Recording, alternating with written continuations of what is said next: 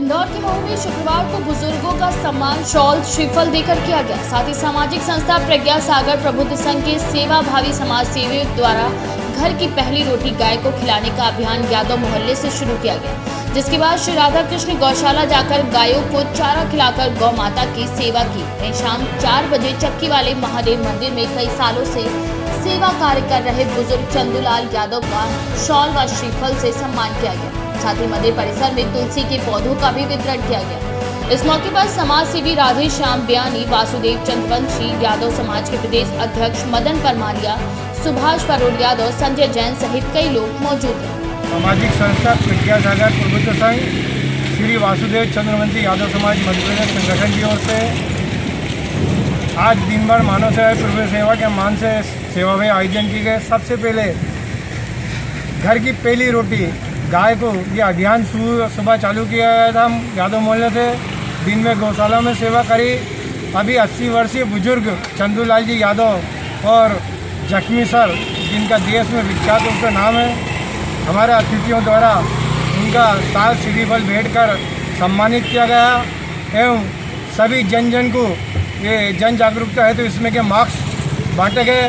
हमारे कार्यक्रम मुख्य अतिथि के रूप में समाज सेवी राधे श्याम जी बयानी, समाज सेवी इंद्रदेव जी पांडे, श्री मदन परमालिया यादव साहब, जगमोहन सोन, सामाजिक संस्था प्रज्ञा सागर की ओर से। इंदौर के महू से केकेडी न्यूज संवाददाता संजय वर्मा की रिपोर्ट। भारतीय जीवन बीमा निगम वजीरगंज शाखा के LIC अभिकर्ता GK गुप्ता और गुड्डू को MDRT क्लब में शामिल होने और दोहरा शतक पॉलिसी करने के उपलक्ष्य में शुक्रवार को वजीरगंज LIC कार्यालय में एक समारोह का आयोजन कर शाखा प्रबंधक रामशंकर प्रसाद सिंह की देखरेख में शतक वीर सम्मान से सम्मानित किया गया। इस दौरान गया LIC शाखा 1 के मुख्य प्रबंधक सोनम छेवांग ने LIC अभिकर्ता GK गुड्डू को प्रशस्ति पत्र देकर सम्मानित किया। उनके द्वारा दोहरा शतक 201 पॉलिसी करने पर सम्मानित करते हुए शाखा प्रबंधक रामशंकर प्रसाद सिंह ने कहा कि GK गुप्ता एक मृदुभाषी व कठिन परिश्रम करने वाले व्यक्ति हैं, जिनकी मेहनत से वित्तीय वर्ष 2020 और 21 में सबसे ज्यादा 201 पॉलिसी करके शाखा का मान बढ़ाया गया।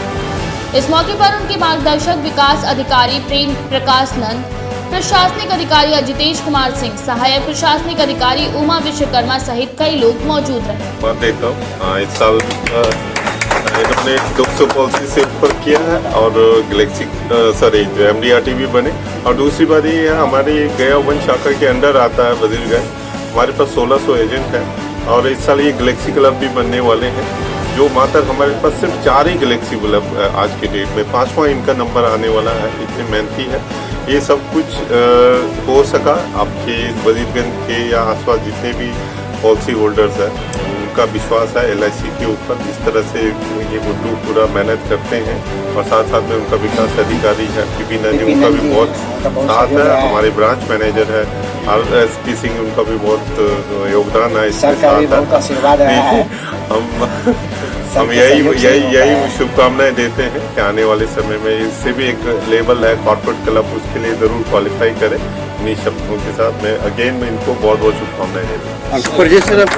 मैं सोनम छेवांग, चीफ मैनेजर गया वन शाखा से हूँ और इसीलिए इनको ऑनर करने आया हूँ।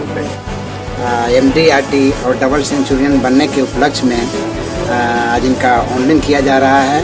इसमें हमारे आज के चीफ गेस्ट हैं मुख्य प्रबंधक गया वन श्री सोनम छेवांग सर हैं और उनके विकास अधिकारी भी आए हुए हैं, नंद जी, और अजितेश सर भी आए हुए हैं गया वन से। इनका एक छोटा सा जगह में इतनी बड़ी उपलब्धि इन्होंने हासिल की है और निश्चित रूप से इनके ईमानदारी पूर्वक कर्मनिष्ठा का ही परिणाम है, जिसके तहत पहला MDRT भी बने यहाँ के और 201 पॉलिसी करने वाले पहले अभिकर्ता भी बने हैं। इनका प्रीमियम पॉइंट भी चलता है स्थानीय शहर में वजीरगंज में, जिसके चलते भी इनका व्यवसाय दिन दूनी रात चौगुनी बढ़ रही है। और हमें आशा है, पूर्ण विश्वास है कि आने वाले दिनों में यह नया कीर्तिमान भी स्थापित करेंगे। या इनका जो परिणाम आया है, इनका जो रिजल्ट आया है, निश्चित रूप से इनके कर्म के बदौलत है। अच्छी सर्विसिंग ग्राहकों को देते हैं, इन्हीं के बदौलत इनका बिजनेस लगातार बढ़ते जा रहा है। आपका परिचय सर?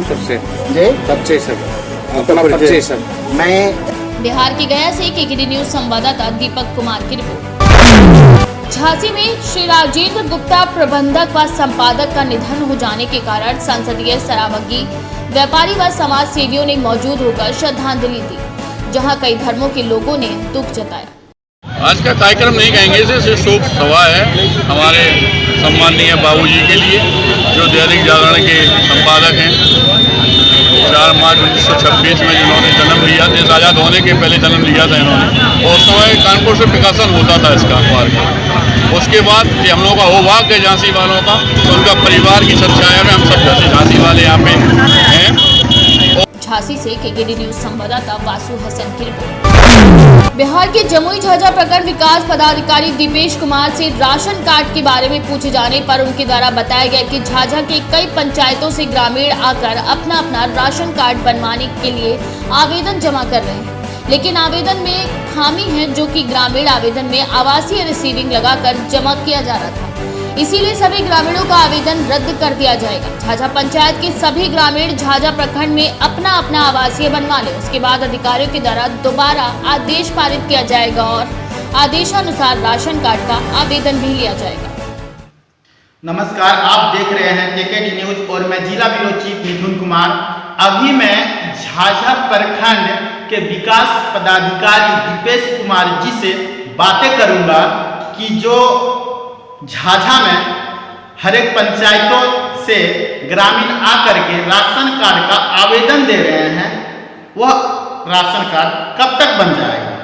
हमारे साथ लगातार बने रहिए, हम आपको बताएंगे दीपेश कुमार जी से बातें करके कि उनका क्या करना है। हमारे साथ जुड़ रहे प्रखंड विकास पदाधिकारी दीपेश कुमार। आज मैं इनसे जानना चाहूंगा कि सर, जो राशन कार्ड का जो भीड़ लग रही है लगातार, तो इस सदर में जो आवेदन लिया जा रहा है, क्या कहना चाहेंगे सर? राशन कार्ड के लिए बनाने के लिए आवेदन लिया जा रहा है। इसके लिए हम लोग रोस्टर निकाले थे, विभिन्न पंचायतों का रोस्टर तैयार किया गया था कि एक दिन में इस पंचायत का निकलेगा, इस दिन इस पंचायत का होगा जी। इसका प्रकाशन हम लोग करवा दिए थे, मीडिया के माध्यम से जानकारी भी दिया गया था उसमें। लेकिन पब्लिक को ये कंफ्यूजन हो गया कि आवास प्रमाण पत्र के जगह पर वो लोग रिसीविंग लगा रहे, तो ये फॉर्म सारा रिजेक्ट हो जाएगा। इसलिए पब्लिक की जानकारी के लिए जरूरी है कि आवास प्रमाण पत्र बनवाएं, उसके बाद फिर वो अप्लाई करें। तो सर, जिस तरह से अब मात्र 1 से 2 दिन बचा है, तो इस संदर्भ में पब्लिक में तो और आक्रोश आ जाएगी सर। बिल्कुल नहीं, क्योंकि ये फर्स्ट राउंड जो हम लोग कैंप लगाए हैं, उसी तरह से सेकंड राउंड भी हम लोग चलाएंगे। सेकंड राउंड भी चलेगा, इसका फिर आदेश निकालेंगे हम लोग और फिर लिया जाएगा और जांच किया जाएगा और निश्चित रूप से सब बनेगा। अगर योग्य लाभार्थी होंगे जरूर बनेगा। लेकिन आप लोग का भी एक दायित्व है कि पब्लिक के समय जागरूकता फैलाएं कि आवास प्रमाण पत्र निश्चित रूप से बनवाएं, उसके रिसीविंग पे काम नहीं चलेगा। रिसीविंग पे कार्ड नहीं बनेगा किसी भी हाल में। बिल्कुल सर, ये डेट कब तक का है? अभी जब फर्स्ट राउंड में हम लोग 20 तक किए हैं, 20 तक नगर पंचायत का हो जाएगा। उसके बाद फिर 21 संडे 22 से फिर चलाएंगे। सर, नगर पंचायत की बात करें तो नगर पंचायत में मात्र बिहार की जमुई से केकेडी न्यूज ब्यूरो मिथुन कुमार की रिपोर्ट। अमेरिकी रक्षा मंत्री लॉर्ड ऑस्टिन भारत दौरे पर हैं। भारत के 3 दिनों के दौरे पर दिल्ली पहुंचे अमेरिकी रक्षा मंत्री लॉर्ड ऑस्टिन और भारत के रक्षा मंत्री राजनाथ सिंह के बीच दिल्ली के विज्ञान भवन में आज बैठक जारी है। इस बैठक में भारत और अमेरिका के प्रतिनिधिमंडल स्तर की वार्ता हो रही है।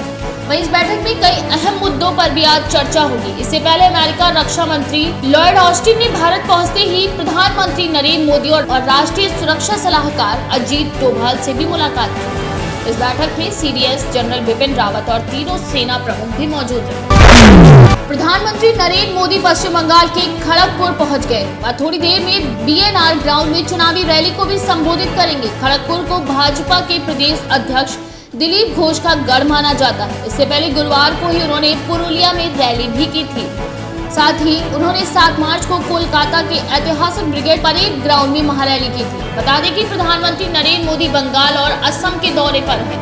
बंगाल के खड़गपुर के अलावा वे असम के चबुआ में सभा को संबोधित करने वाले हैं। इससे पहले उन्होंने शुक्रवार को कहा कि बंगाल और असम की जनता एनडीए को चुनना चाहती है। कोरोना संक्रमण को लेकर बिहार में उठाए जा रहे ऐतिहासिक कदमों को लेकर मुख्यमंत्री नीतीश कुमार ने कहा कि बिहार में घबराने की कोई बात नहीं है। यहाँ के हालात ठीक हैं और आगे भी स्थिति नहीं बिगड़े, इसीलिए ये कदम उठाए जा रहे हैं। उनकी बातों से स्पष्ट हो गया कि हालात नहीं बिगड़े तो बिहार में फिलहाल लॉकडाउन नहीं लगने जा रहा है और स्कूल कॉलेज भी खुले रहेंगे।